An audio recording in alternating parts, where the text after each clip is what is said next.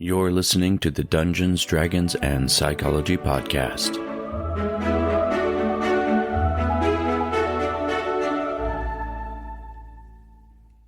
Hello and welcome to the Dungeons, Dragons, and Psychology Podcast. Thank you so much, Cyclothids, for joining us for the 20th episode of our show. I'm so excited that it's gotten this far. It feels like it's flying by, and I'm loving it. I'm loving all of the relationships I'm getting with you who are writing to me and talking to me on Instagram and through email, and just the cool people I've been able to meet. But with me here today is a few of the very cool people in my in real life group. We have Nate, Keegan, Kimothee, and Dustin, all members of my gaming group and longtime friends. Welcome to the show, guys. Thank you for having us. Hey. Hello. Yeah, glad to be here. Okay, so we're going to do something fun today because it is our 20th episode. We are going to have an extravaganza. What the hell that means, we're about to find out, and we don't really know. But we decided to have an episode without a prompt, without a topic, and just chatter together as a group of people around the table, having a good time and talking about role-playing games. So I'm going to open up the floor and have whichever one of you wants to bring something up first about role-playing, and then let's just start from there. I hit a 37. The number 37? Yeah, that's the AC. Does it hit? That is the number of games that have failed because of chaotic characters. Well, that's not too bad then. I mean, overall, universally in the whole world, that's the total number. I'll accept that. That seems reasonable. I mean, maybe we've run several hundred games in our 25 years, so it might be, a pretty small percentage. It's But not terrible. I'm sorry, I misunderstood. I thought you were saying that's how many games have been destroyed by chaotic characters since we started this podcast 3 seconds ago. Gosh. That's a lot of games. Universally speaking, worldwide, that's how many games fail every minute when you play chaotic characters. Whoops. Sorry. Pushing the ads out now. The failure is just an opportunity for a new beginning. Okay. Wow. So what do you? That's a good thing to talk about. Games that fail. That's something we've had a lot of experience with. We've had a lot of games that succeed, but we've had our fair share of games that have failed for one reason or another. Well, especially, I think when we first started gaming, basically every week was a new game.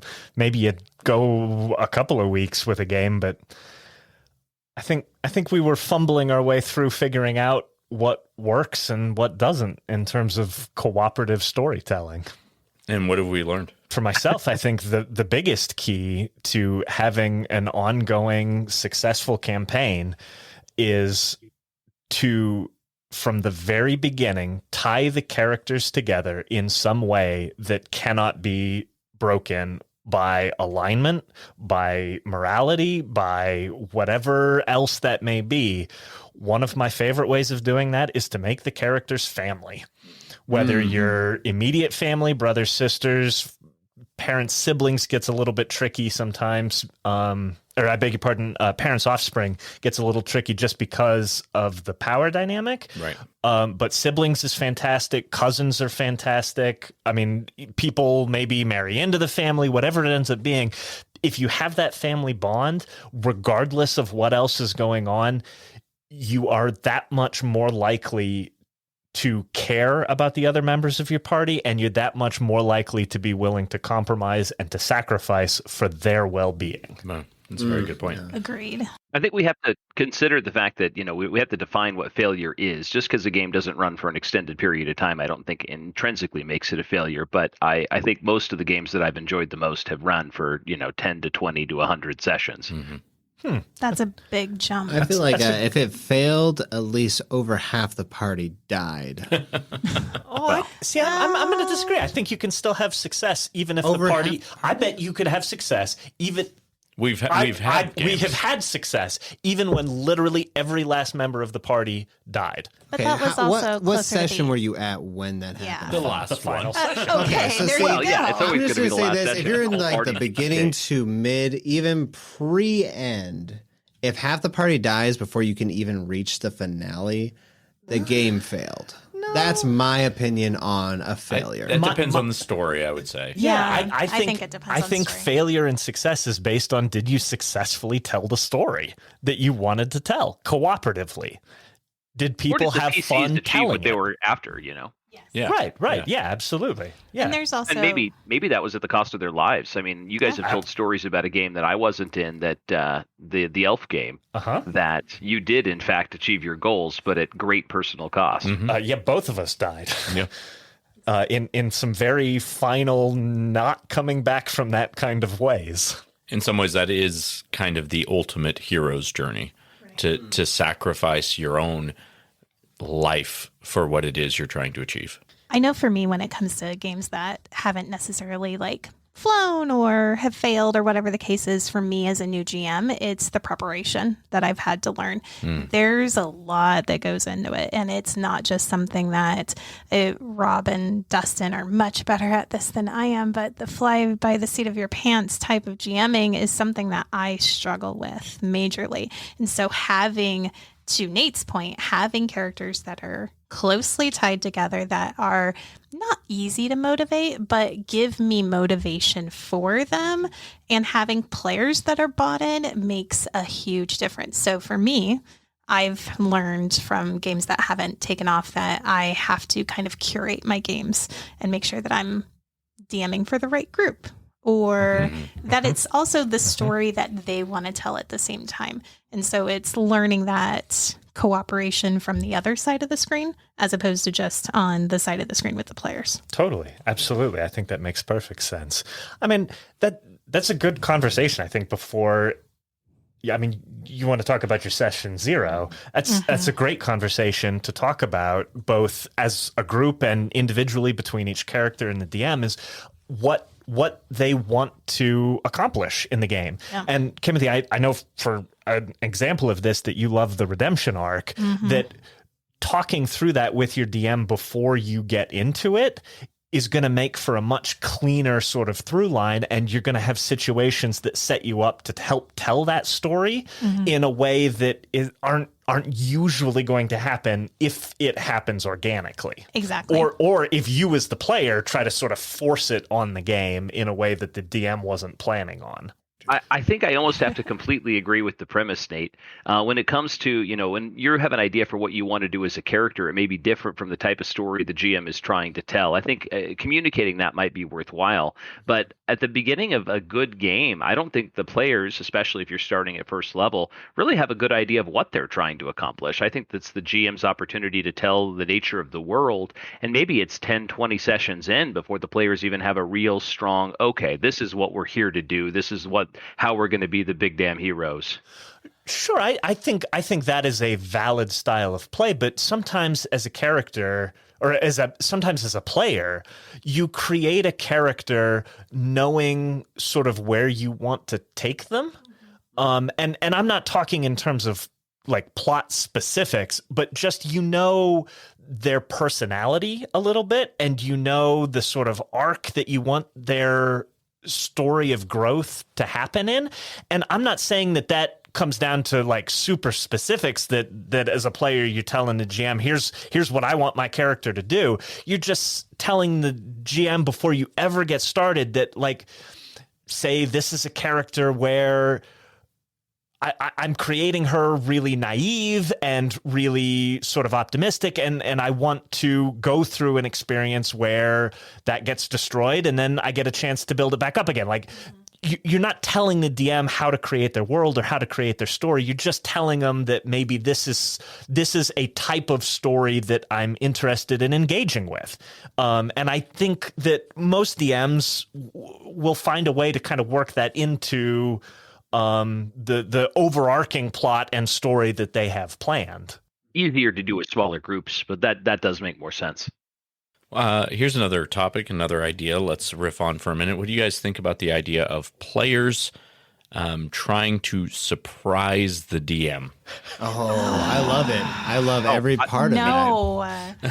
I want every surprise in the game because nothing's more flavored in the campaign if you're not being surprised, even if it's not like the DM needs to be also surprised because the story's never going to be what he wants exactly or whatever they actually plotted out because characters are always going to differ on their opinions. But Keegan, I think there's a pretty drastic difference between the sort of exact details of the story surprising the DM because that's people making decisions like in split seconds. That's rolls of the dice deciding how things go. There's a lot of other factors. When you're coming into the game intending to surprise the DM, what you're engaging in is a very specific type of gaming that is adversarial between the players and the DM. And I'm not even saying that is always a bad thing. I just think that everybody involved in that needs to know exactly what they're getting into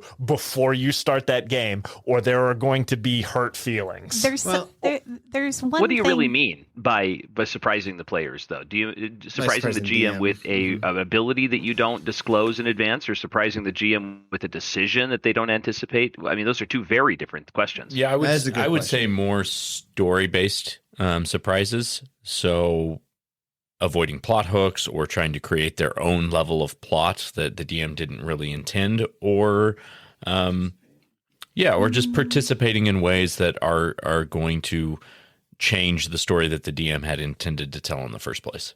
Okay. I was going to say, if it was like actual abilities, that's where my groan comes from. Yeah, because like those kind of surprises, they're not kind of planned. That's more just like what the scenario brought up and then what my thoughts were on what the scenario brought to me. I think it could be. That would be a surprise in that scenario. But I think there's other ways that it could go too. I mean, let's say you have a hostage situation, and as the party, your responsibility is kind of supposed to be saving the hostages, and instead you choose to fireball literally everybody.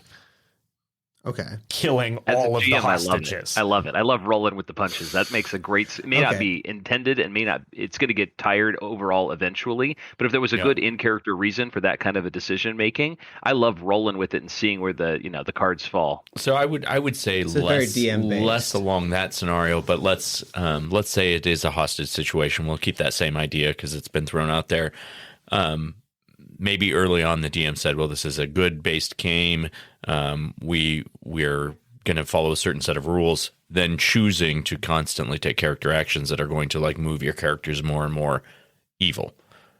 Instead, I'm going to instead join with the terrorists and take hostages of my own. And of course, certainly those are decisions that can be made, but it goes against what the DM is expecting and would surprise them in ways, especially since they were thinking that we agreed upon a certain type of play. Yeah, that just violates the social contract of the game, and that's that's adversarial, like you said. So I don't think that's ever going to be appropriate in any game. If the GM sets the tone and says, "Hey, this is a game that we're going to start here. Go where you want to go," and that decision gets made, that's one thing. But if it's very clear, good alignments only, this is the kind of story, it's a hero's journey, and then you go down that road, you're intentionally violating the inherent spirit of the game and the social contract of the game between the GM and the players at the beginning. So in my opinion, if that expectation is set, that's an unacceptable decision making on behalf of the players. And while I hesitate to say this, I don't even think that kind of decision making should be allowed.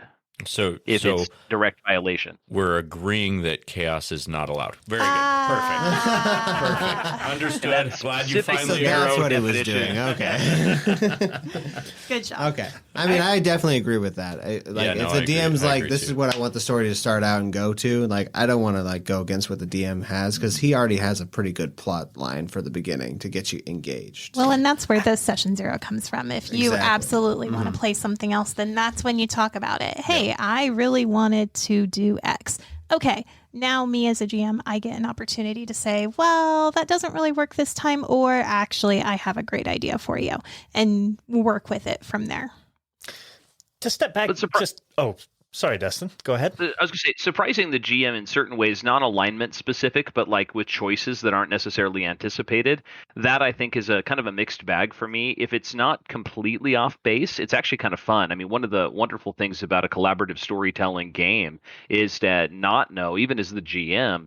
I mean, yes, the dice, arbitrate certain things, and yes, the character decisions and the microcosm will change things a little bit. But when player decision making does change in a substantial way, not necessarily in an alignment, but with a decision or a course of action that the GM did not anticipate, I think that can be a lot of fun if the GM is, for the GM and for the rest of the group, if the GM is willing to just kind of roll with that. It does definitely require more work, especially, for newer GMs, or if they have a specific dungeon area planned and then the decision bypasses that entirely. I can appreciate the frustration therein. But I think that can be very, very rewarding as well, to give the players that level of freedom to explore creative alternative approaches. Oh, But yeah. I think a DM should always be expecting some sort of surprise. The ones that always intrigue me and happen in every fucking game I've ever ran is the NPC that I didn't think was cool enough to even need a freaking name. And then all of a sudden it's the party's favorite NPC and they're Love turning him them. into a god or a leader of another country and keeping him around for the entire damn game. Hello, Ralph. Yeah, exactly. Relk, the So those one-armed kind of drow. surprises I like. I think they're a lot of fun because players will just latch on to things that you hadn't intended to be so impactful or so important in the story. Just like they'll also bypass things that you had intended to be very impactful and very important to the story. Okay, here's another interesting topic. Let's roll on to this one. DMing style. So as a DM, do you prefer or do you think your best games are those that you have improv'd from the beginning or planned from the beginning? Oh, planned from the beginning, bar none, no question. Improv in the moment, plan from the beginning. I have to agree with that one. I love having a good set of rails that I can play in myself at the same time as a GM, that I have story points and things like that I get to. The players help me get there. They drive how that gets there, but I have to know where I'm going. Otherwise it becomes this convoluted web of just absolutely nothing. So I think I could go either way. I do think that most of my successful stories are those that have started with a bit of a plan. Although there are a couple notable exceptions that really didn't. The whole idea was just let's create our characters and start playing. Search for the Hidden Scepter was one of those. Everything about that game was random. Planned that though. After the first session 0, you did get into a lot of planning. That wasn't completely off the seat of your pants. Well, sure, but that's not really what I'm talking. I'm talking about games that start improv'd or start planned. Well, that's a very unique situation. And for the cyclist that's listening, I mean, really, that was just, you didn't even have a game idea until the characters were generated, and they were generated in a completely random fashion. But then you did generate the game from the characters. So I think if you want to focus on that element, I think generating a story around the characters you have is the biggest benefit of a session 0, and not having too much of your campaign figured out as far as overall plot until you know the actors in the story, the characters who are playing the game. So knowing what that is in advance, I think, is very beneficial. That makes a lot of sense. Yeah. Definitely knowing what you're dealing with is always going to make it easier. Well, and lets you tailor things more specifically to where your characters have sort of told you that they want to go. It's easier to motivate somebody that you already know, hey, they want to do this. I mean, they basically created a character to tell you what their motivation is. Yep. Now you take that motivation and you go write a story with it. Exactly. Fascinating. I have a question for the group. Yes, go. What is your favorite game moment? Ooh, Favorite Too many. I know that's a hard moments. one. So I can start because I've been thinking about this for a while. Okay. So when I started gaming 15 years ago, it legitimately was on a Saturday morning. Dustin woke me up and he hands me the player's handbook, the 3.5 player's handbook to, I think it's chapter 7, that is combat. Mm-hmm. The fact that I still remember this. And he says, you might want to read this before you play your character. And oh, by the way, here's her character sheet. He built the character for me. And this was about, an hour and a half before everybody else was showing up. So That's a lot of preparation time there. I had no idea what was happening. I had no idea how to play this character. And he says, don't worry about it. You're going to sit right next to me. I'll help you through the whole thing. So he rolled for me this cleric of Palor, who to this day is like still probably one of my most treasured characters ever. And it was the defining moment for me where I sat down and I was like, I love this game, is when the party was coming into this large cavern. They were fighting a lich. They were rescuing my character to introduce me into the game. And I rolled a 19 on the dice to turn the lich, which I shouldn't have been able to do. And that for me was like the moment where I was like, I fucking love this game. Mm-hmm. And I was hooked. Yeah, those special moments where you accomplish something that doesn't seem like it should be possible, whether it's through the roll of a die, whether it's through careful planning and setting up a scenario where you're swinging way above your weight class and you somehow manage to succeed. Those are special moments in a game. I have a similar one that you just reminded me of, Kimothee. So this is one that I think infuriated the rest of the group because I had a character who had ultimate hubris who was named Rokad. Oh, and God. this was in, I believe this was in a Rise of the Runelords campaign. Or one of those in that same kind of area. And there was a boss that was flying in the air with all these defenses and all these abilities. And I remember Rokad he was coming off of a couple of combats that were not difficult for him. So he basically did the big hold my beer moment. I got this. You guys can just sit on the sidelines. And the number of natural 20s I rolled in that combat, I think I rolled more 20s than things that weren't 20s. And we got to the point where I needed a natural 20 to jump high enough in the air to even attack the thing. And then I needed a natural 20 to hit. And then I somehow still confirm a critical. And managing to take that out, while that was infuriating for the party, and I was expecting to fail in that, having a moment of just ultimate badassery superhero kind of thing was pretty awesome. That was great. And it's still something we talk about to this day. Everybody says Rokad, and it's a chorus of Rokad. Yep.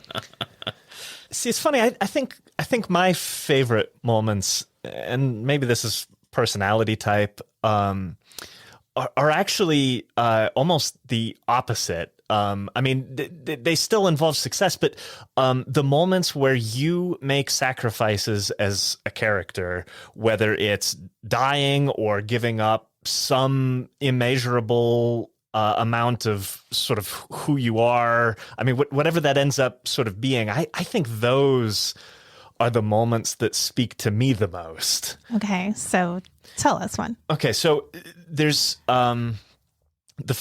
literally the first one that comes to mind is a character I had. Rob was running the game. It was set during the time of Troubles in Faerun, and I was playing a druid shifter named Solastria, and I forget.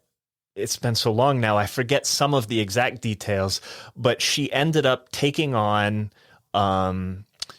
basically sort of a blessing from Shar to enable her to continue casting through the Shadow Weave during a moment when I think Mystara had died and the entire weave was shut down.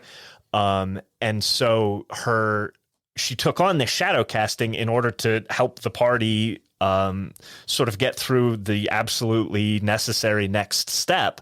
But in the process of that, basically ended up making sort of the ultimate sacrifice, not because she died, but because her character basically was kind of completely taken over by this shadowy aspect that Shar had sort of built into the Shadow Weave. Right.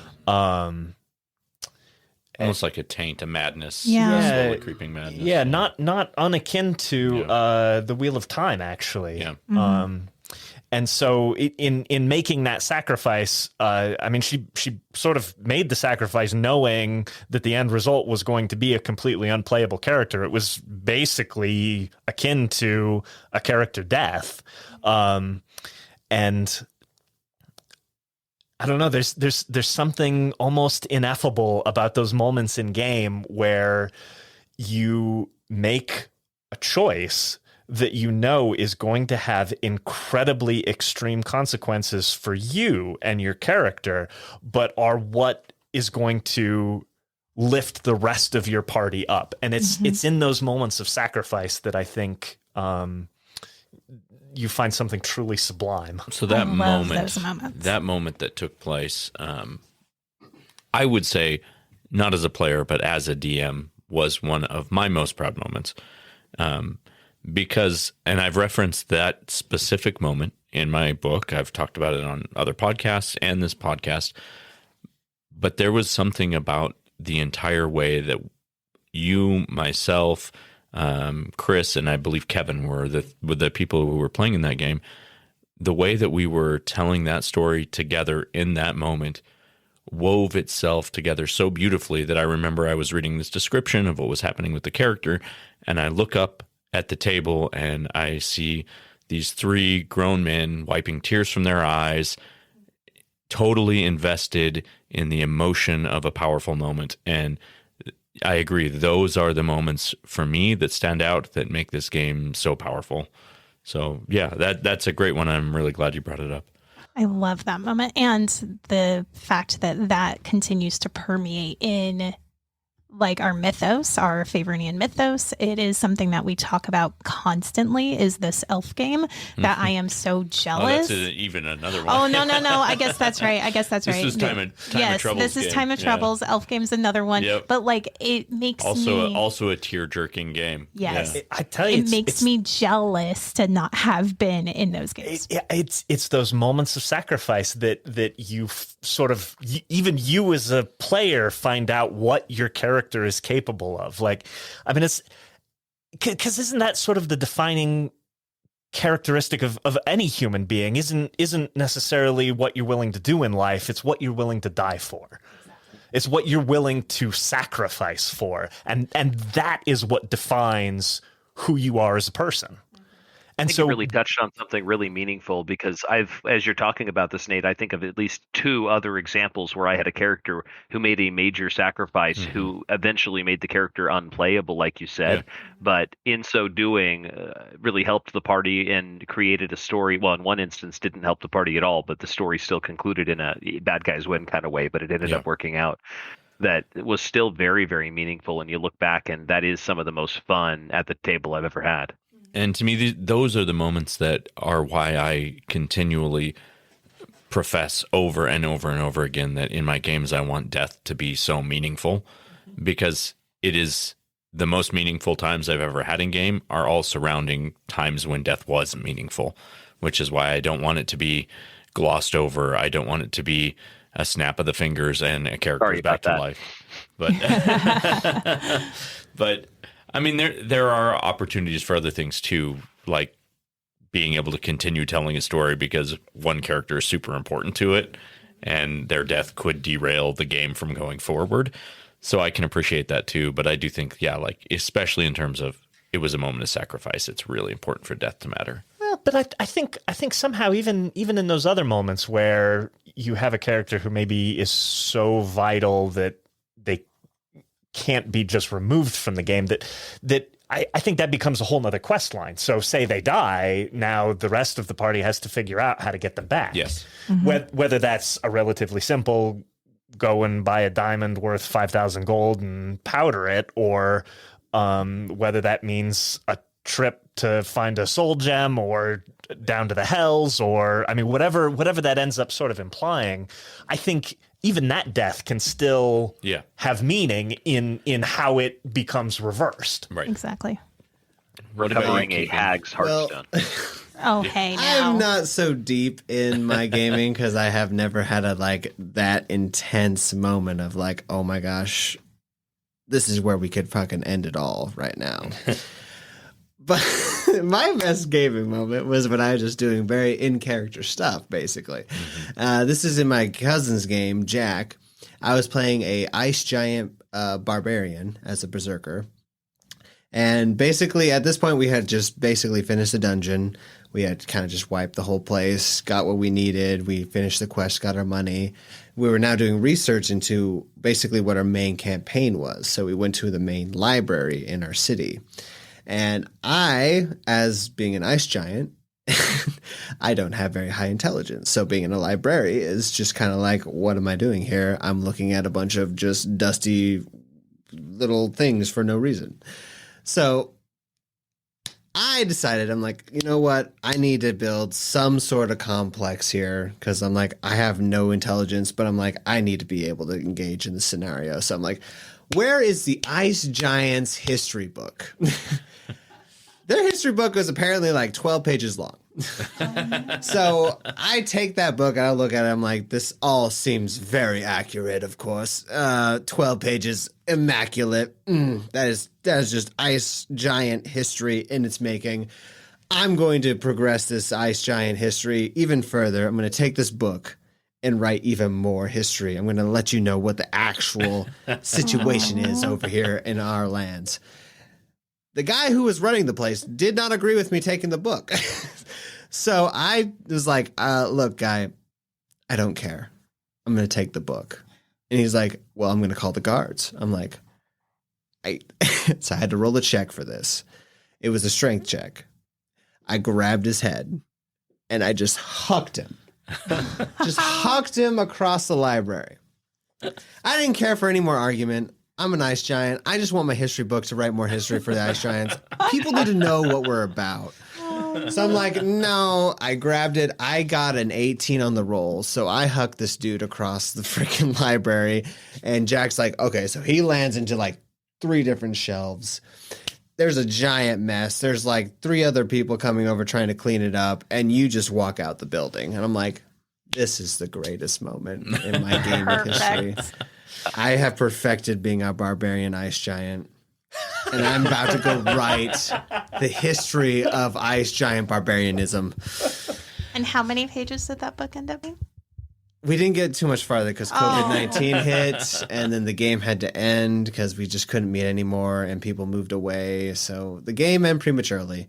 That's and sad. I was very, very sad. His name was Olati, and I really wanted to keep going and just annihilate monsters because I could just freeze everything. But it was just one of those moments in gaming where I can just really be in the character and actually enjoy being this character. Like very, very much like, even though it was just like a weird small thing, like this is what we call roleplay, cosplay, whatever you want to call it. You know, I would totally have dressed up for this whole scenario. Been like, dude, look at me.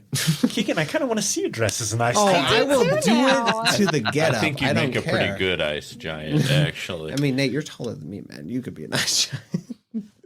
He doesn't have your stature. I don't think I have quite the build for that one. Okay, so on the other side of this coin of favorite moments in game, how about as either a DM or as a player, what are some of the worst mistakes you've ever made, or some of the things in game you regret the most, or something along those lines? You have the answers for this. Do I? Oh, if you don't regret some of these decisions you've made in games that Rob has run, I don't know who has. Or I've run, for that matter.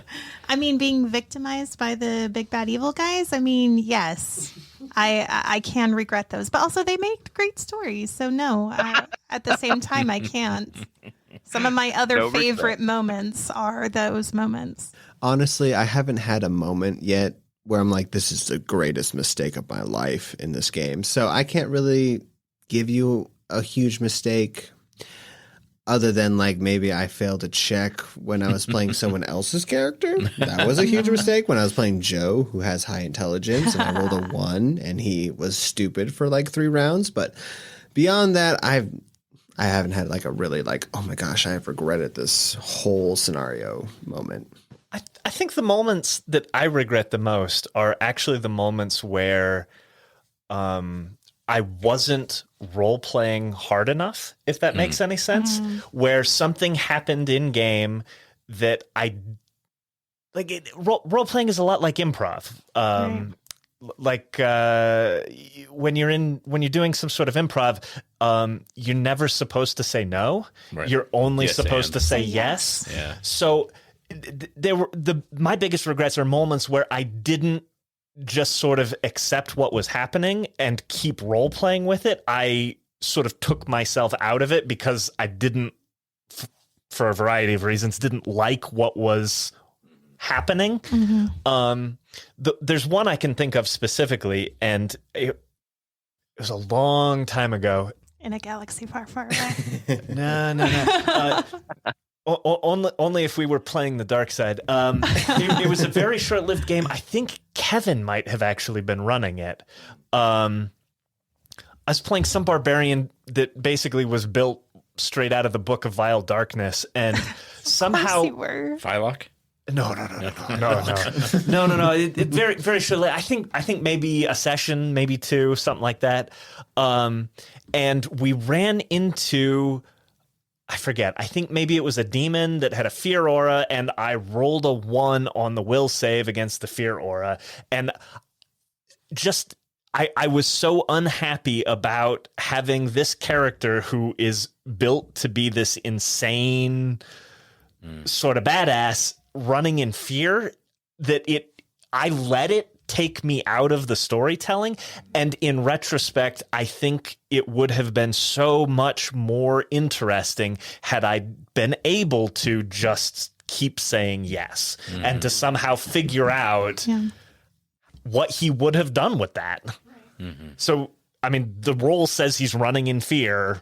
Like, what does that look like? How does he act when he is running in fear? Does he get around? Or maybe there was trauma that was directly brought up by this specific individual, that you're not afraid of most things, but this is your Achilles heel, and kind of dig into why in the story for that would have been kind of interesting. Sure. I mean, even without making it sort of the focus of the story in any sort of fashion, just accepting that literally everyone can be afraid. Unless you have some sort of god over your shoulder saying, nope, you're not afraid of that. That literally everyone can be afraid. And what does that look like? Like, what does it look like to be this big raging badass who all of a sudden is absolutely terrified of something? So he runs around the corner, takes a few quick breaths, and's like, okay, now I got to get back in. Pulls out his little bag. Right. Like, just keep playing it. Keep whatever it is. Even if you're uncomfortable with it, I mean, obviously, if it's traumatizing because of something that it brings up in your real life, I mean, that's sort of a whole different question. But right. I mean, as long as you can feel okay with it, like keep going, even if it's a little bit uncomfortable. Keep trying to play what's happening. Really stick your mind in the character, no matter what you're doing. Yeah, because like that's how you get into the world and into the character. Well, because if you're just like, okay, we just had a scenario where we're just fighting literal demons. Do you think any normal character is going to be like, I just saw a demon? Is this the first time I saw a demon? Is this like the 10th time I saw a demon? Who knows? But you should know. Yeah. So you gotta be like, okay, this is the first time I saw a demon. I'm losing my flipping mind at this point. I just literally fought monsters from who knows where, how, I can't even conceive. Like, and you know, that really just kind of has to bring into the, like, that's what you got to bring into the fight. It's like, I'm so afraid that I'm about to do anything I can to defeat or run from what I'm fighting. Well, what I noticed when all of us were sort of sharing our favorite moments is that they were all about immersion into the character. And so I think the opposite is absolutely true, that all of my least favorite moments are when I wasn't able to get that immersion. Exactly. That those were the moments I regret.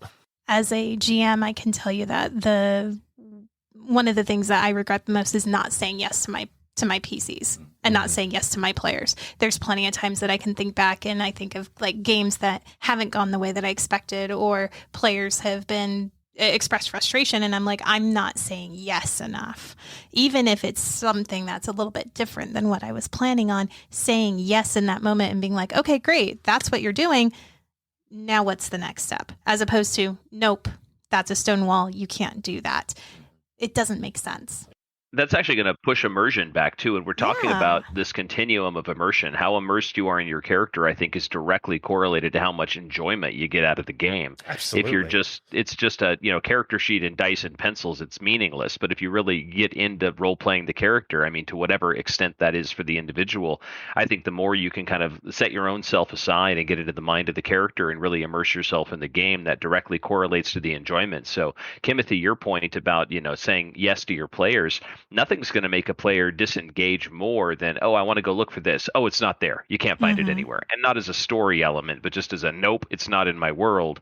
That creates a level of disengagement, which reduces the enjoyment, I think, for everybody. So you're right. The more you can say yes and engage your players, and the more as a player you can suspend your disbelief and kind of just roll with the punches, I think that's going to dramatically improve the enjoyment, everyone's enjoyment of the game.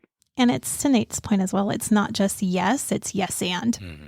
It's Yes, yeah, exactly. It's always yes and here's maybe the next roadblock, or here's how it's a little bit different, or something like that, to give you an opportunity also. Or no, but Right. no, but there's Right. something going on. Besides I what still you're like looking yes for. and instead.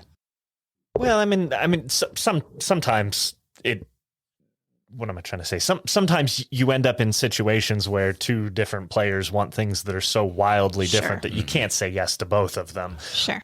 But as a general rule, I think it helps to sort of go into the situation trying to say yes as much as you can. I'll say that I'm enough of a numbers cruncher, I guess, that I enjoy the sort of numerical aspect of combat and some of the other things. And even honestly, to go back to Kimothee's grown much earlier, I enjoy sometimes getting a chance to surprise the DM, maybe with a spell combo or an ability combo, or just pulling something together that is unexpectedly successful. I don't mind unexpectedly successful. I just don't appreciate when it's intentionally hidden. That's the hard part for me. I get that. And what I will say is that I have played a couple of games where the relationship was very, I'm going to call it numerically adversarial between the players and the DM, that specifically the DM was trying within a reasonable realm to present the characters with the absolute toughest challenge that they could. And the characters were somehow trying to figure out ways to cobble shit together. That's great. But in a much more directly sort of adversarial way than normal gaming. And even that, I think, can be fun in limited quantities with people who know up front that is what you are doing. Yes, exactly. It depends on your GM, though, I think. Because, I mean, Kimothee despises that, when someone tries to surprise her with a combination of weird rules, and she's like, I don't even know how these two rules work. I need to go look, and now the game is paused, and you have to go do research. Right. Where I'm thrilled when that happens. I love it when the players create a surprising combination of abilities or something, and I'm like, wow, that actually works. Well, Do you remember the blender? Which one? The blender The blender. You have to remind me. from Rise of the Rune Lords, the initial one. Oh my gosh! Yeah, so you guys Connors. killed the Yes. dragon with attacks of opportunity, chaining into critical Yes. hits, chaining Oh, into yeah. attacks of opportunity. And Paired before the dragon got an opportunist. attack, everyone in the party did like 70 attacks. Yep. The Cavalier of the Peacock Yep. Order, was it? Man, that's Yep. terrible. Or the Stealing Cockatrice? glory into Yeah. the dual weapon fighting with the, what was it, 17 through 20 critical threat range, 6 it was attacks great. per round, Yep. get all these criticals, and the criticals get AOOs, and the AOOs get criticals. Yep. Yeah, that was a unique experience. I would have to say for myself, probably what I regret most is not starting earlier on doing session zeros or introductory sessions, or discussing what games were going to be about before gameplay actually started. Because I think a lot of games fell apart because there just was no expectation of what the game was going to be. And I think there was so much of what we experienced, especially early on, that was just flying by the seat of our pants. Nobody really knew what they were going to play, how they were going to play, what the story was going to be about. And then all of those things were unanswered questions that just didn't fit well together when the game started. Yeah. I do have one question, because everybody in this chat besides myself has DM'd before. Mm-hmm. How many games? I have two questions really. How many games have you guys actually DM'd? I just like a number based off all y'all. What do you define as a game? I mean, does it have to last at least 3 sessions to count? Yeah. Okay. 3 sessions. You met up. You did actually plot for 3 sessions. That counts as a game. How many would you have said you DM'd? Honestly, I don't even know that I could. I was gonna say 50 to 100, probably. Yeah. For Nate or for I'm sure Nate's in that too. It's probably No. My number is much lower. Games that have lasted 3 sessions or more, I'd say I've run somewhere like 8 to 12. Yeah, I was going to say I'm probably on 2 handfuls. Okay. So you guys have you've clearly we'll just say 10 or more, pretty much the value here. Yeah. You guys are very experienced in your DMing world. I appreciate What is that. by far the worst thing you've ever dealt with in a gaming session? Doesn't matter if it's character based or you've made a plot story that just failed. Just what is the worst thing you guys have ever had to encounter based off what you built and what the characters built? Chaotic characters. I was going to say. Oh my gosh. Lawful characters. Lawful characters, chaotic characters. Okay. Oh my gosh. I think for me, it's the mismanagement of motivation. And that comes back on me again, but also in some of how, what Dustin was talking about, how we used to create or Rob was talking about in terms of how we used to create games. It was just 4 people that came together. Some of them already had their characters built. Mm-hmm. And I had no earthly idea what they wanted out of the game, but I had an idea of what I wanted out of the game. And so my goal at that point is for me to have fun. And at that time I wasn't able to bridge the gap between am I having fun and are my players having fun. So motivation between you and the players. Mm-hmm. Exactly. Rob, what would you say your worst thing? I would hands down 100% answer this question by saying that the worst thing in any game, whether I'm a player or a GM, that has to be dealt with are moments where in-game conflicts spill over into out-of-game relationships. Okay. Yes. And there's a lot of reasons why that's happened at various times in the past, and sometimes it's been very brief, and sometimes it's lasted for a very long time. But I do think that managing that situation and dealing with the fallout of potential relationships and friendships and scenarios, those kind of things are very, very hard to deal with. Yeah, no, it touches on our passions. So those passions, if we really get invested, I mean, that's always the risk of anything with any, if you want to treat tabletop role playing as a relationship that you have with the people in your life that you share this with, that relationship has its own quantifiable value, I think, to a certain degree. So when you have a lot of investment into that, it's like the investment into any other relationship. If there's different ideas of how that needs to take shape, that can certainly create interpersonal conflict. But while that needs to be managed, I don't think it should be avoided, because I think all the great things that can come out of that too, because you're super invested in the game. But like you say, you got to be careful too. Have good communication. Everybody has their own emotions on some things, everyone feels differently about certain things, which I've always tried to detach my gaming from my personal life or anything from my personal life. So work, gaming, anything from just being you're my friend. I consider you a friend. I like you as a person. I try to separate that all. But of course, how can it not be a little bit personal? Because I've taken some time to build and attach myself to whatever I'm building.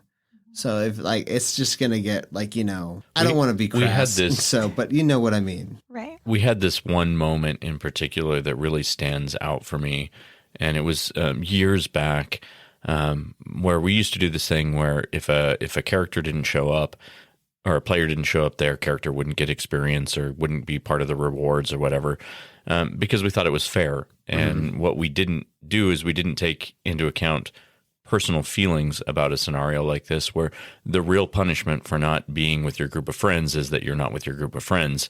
And then for people to show up and be like, well, your level's behind the rest of the party and you're at a disadvantage and now you're playing in a less favorable position. We didn't really think about how much that would affect a person's enjoyment of the game. Just in terms of, we were looking at, numeric fairness for whoever showed up or not. And that was it was a terrible mistake that we made. And I would advocate to anyone out there who's running a game is let everybody at the table come with fair specs. If they can't be there because of real life, the punishment is that they don't get to spend time with their friends. Don't make it worse, Yeah. Exactly. Real life it will come in many ways, and you just can't plan that, Life is life. I was thinking a little bit about your question, Keegan, and it was actually kind of hard for me to kind of put my finger on, as a GM, what I find the most challenging. And I think this is just more recent because of the existing game. We have so many players in, but it's when casual out of character discussions start to draw too much attention in the room, and then we get distracted from the story and what's going on in the game, and I lose immersion as a GM because I'm trying to keep attentions focused on the game, and I think it's it comes down to the reality that we have a limited attention span, and as the group size gets larger, there's an exponential risk that there's going to be distractions and out of character discussions and stuff while people are waiting for their turn, but that can get very distracting to the overall group, and it can make making progress and creating investment in the game a struggle. So as a GM, when you take a lot of time and effort and energy into building your game and to setting up encounters and dungeons and whatnot, and then for it to get the impression that the players don't really take what you built seriously and they're just having these separate discussions, when it's not really that, I think it's just a matter not of at all. I just want you to know attention that. span. So that for me is one of the biggest challenges. That I understand that completely. People have to do their own thing, right? I have to let Jamae pick this lock, and that's going to take a couple turns, So now I got to sit here and just kind of wait it out, and and that just inevitably leads to me talking to one of my the friends at the table, because I just want to chat and hang out. But at the same time, of course, that's taken away from the immersiveness of the actual game, right? Because now it's I'm technically out of character, and now I'm not engaged in the story anymore.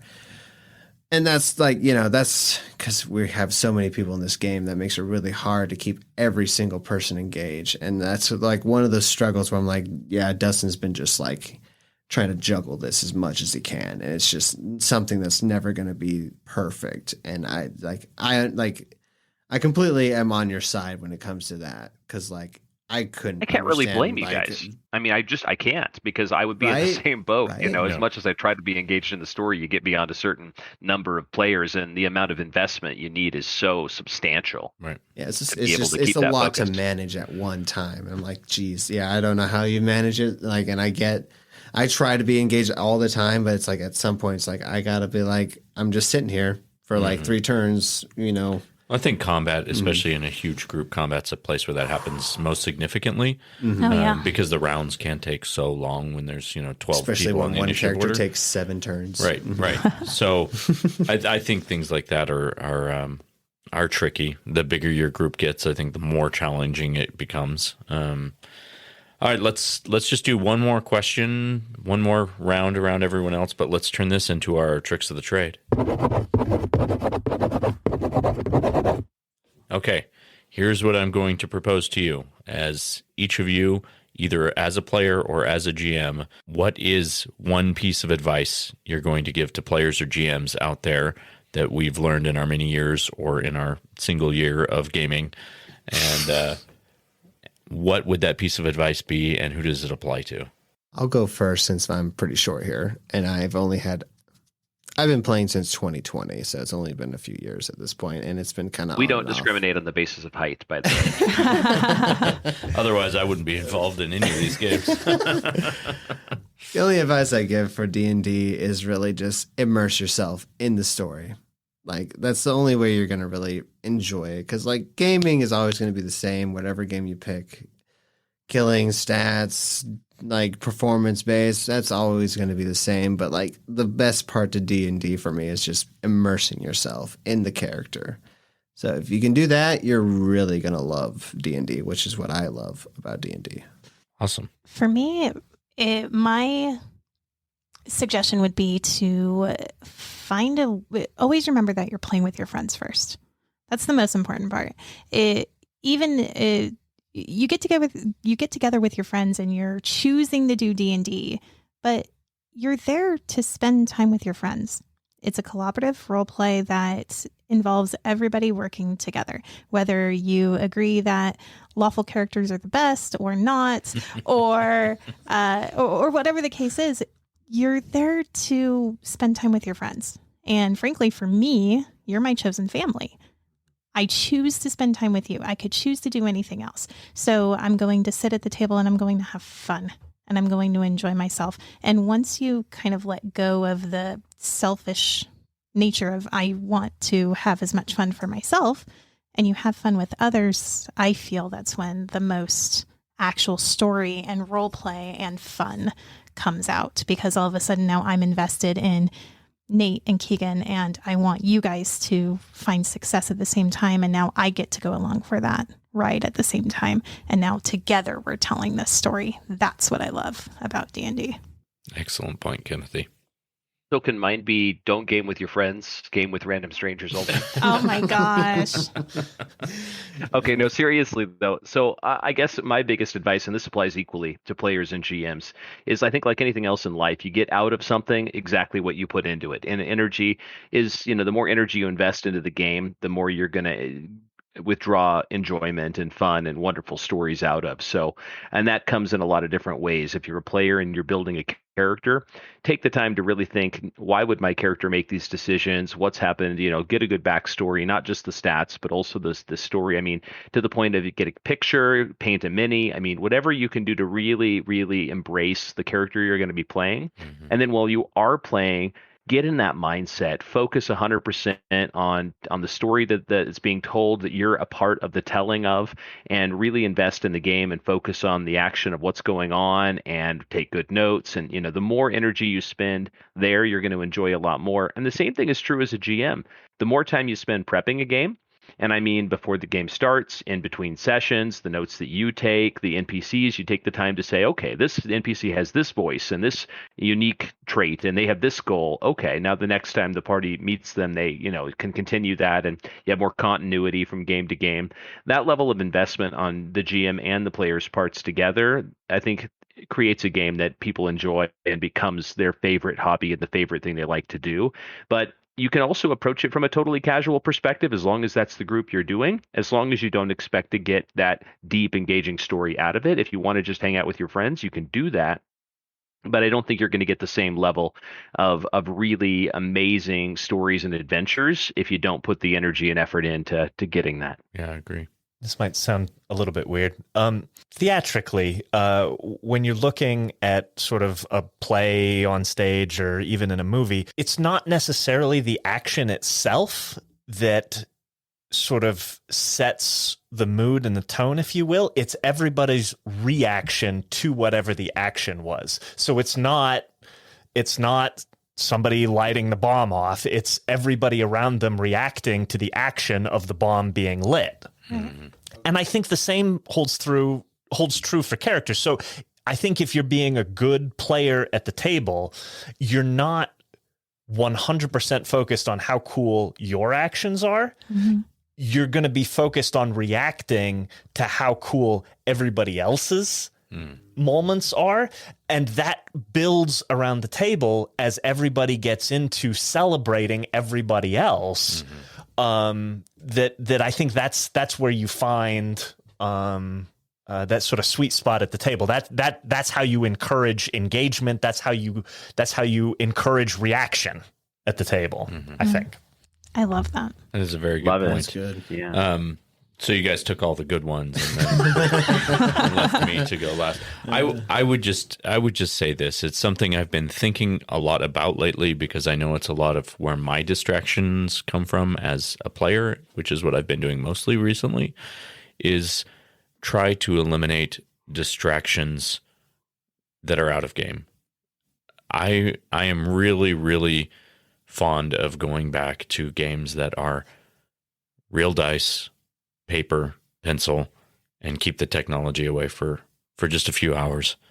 And because that has been a serious place of of distraction for myself, and I see it also around the table. So I think that finding ways to eliminate those things that are going to distract you from being able to be immersed in the story is going to make a huge impact on how much you can actually get into and enjoy a story. All right. That's true. Awesome. Guys, 20 episodes. Yay! Congratulations. Congratulations. Oh, and thank you, Cyclithids, for joining us on this adventure. It has been awesome, so much fun, and we hope to continue making great episodes and providing more content and growing this show with your help and all of your support. So please leave us a rating, help us grow a little bit more on Apple Podcasts or Spotify. And if you have any ideas, suggestions, you want to collaborate, send me an email. The address is all one word, dungeonsdragonpsychology@gmail.com. And as always, please check out my book, Session Zero, the DMG to Writing Great Campaigns in Any System. It's available on Amazon. There's a link in the show notes. And please keep listening. We love having you here, and I love seeing the show grow. I'm just so psyched about, especially the last few weeks, how much it has grown and how involved I've been able to get with the community of other content creators out there. You guys are all amazing. I love you, my Cyclithids, and I appreciate you, and we'll see you next session.